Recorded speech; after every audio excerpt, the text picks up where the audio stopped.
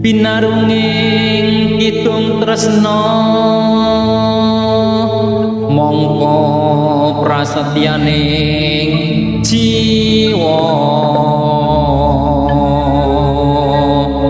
nadyan pinalangan samudra agni datan mingguh tanpa kewo kenging tresna bingkasaking rupeda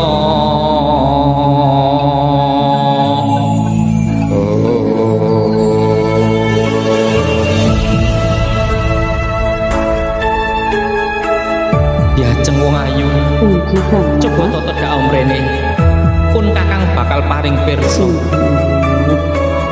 monggo menyerang sumunar cahya lintang asri rinengga ing awan-awan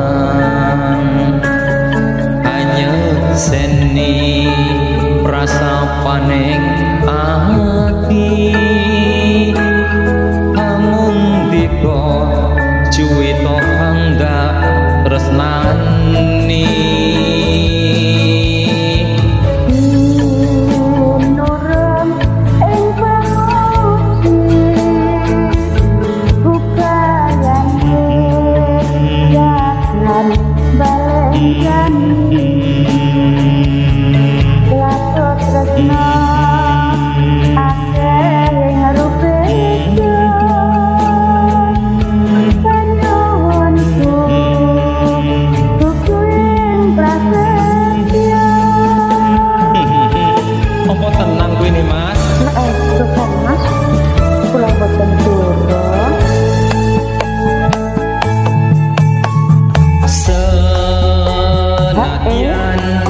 nyebrang samudra agni setiaku ora bakal sun lincati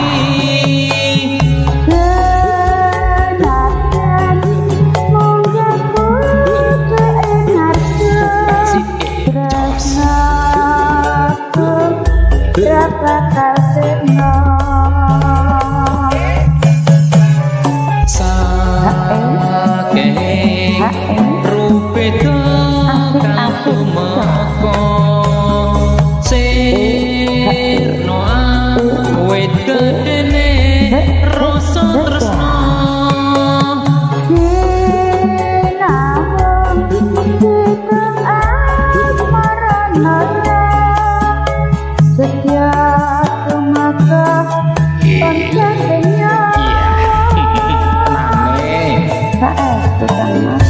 salam rahayu, salam guyub rukun, salam seni dan budaya bahagia bersama Esmadi Kera. Bersama Kera kita bisa. Diajeng wong ayu. Coba pirsanono ing dhuwur kae.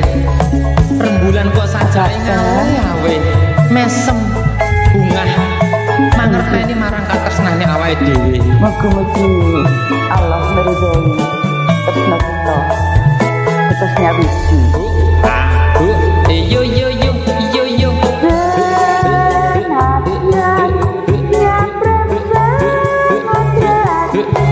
sini kenjot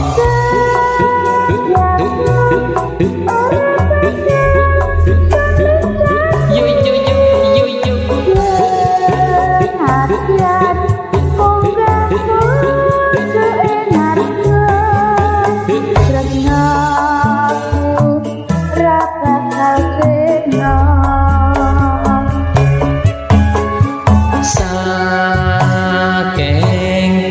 rupeda kang tumeka sirna awit gedene rasa tresna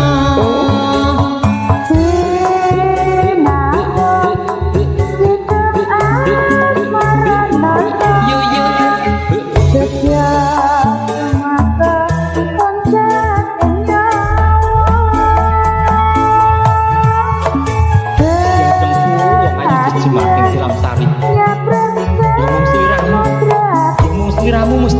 ati.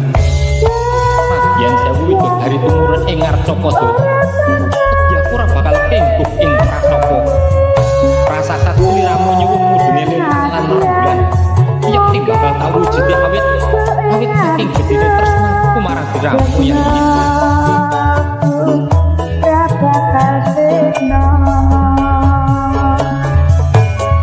Saking rupita kang tumeka sirna wit gedene rasa tresna